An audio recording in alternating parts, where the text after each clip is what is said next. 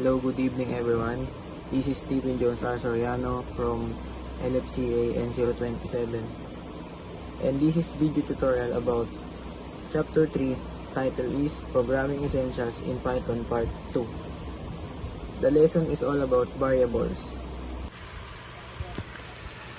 Today I will teach you on how to code variables in Python, but first let's read the module. Our topic is all about Chapter 3 Programming Essentials in Python Part 2. Lesson 1, Variables. What are variables?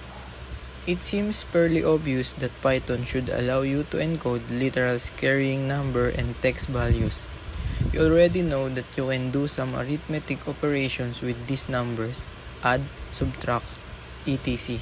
You'll be doing that many times, but it's quite a normal question to ask how to store the results of these operations in order to use them in other operations and so on.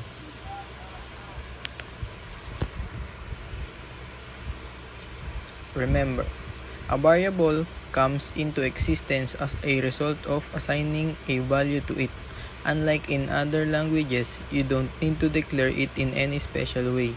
If you assign any value to a non-existent variable, the variable will be automatically created. You don't need to do anything else.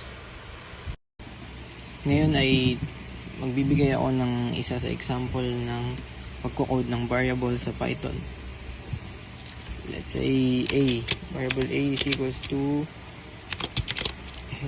hello world. Hello world. Variable B is equals to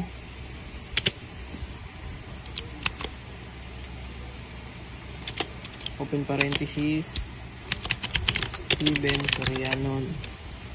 Lagay natin yung pangalan ko. Then print A.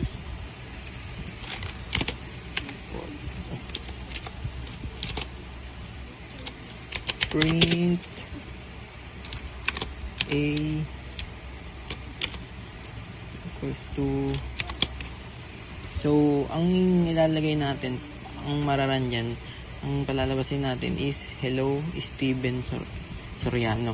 So ang ilalagay natin dito is bibilangin natin dito sa variable A 1, 2, 3, 4, 5, 6, 7. So ang ilalagay natin dito is 7 plus B.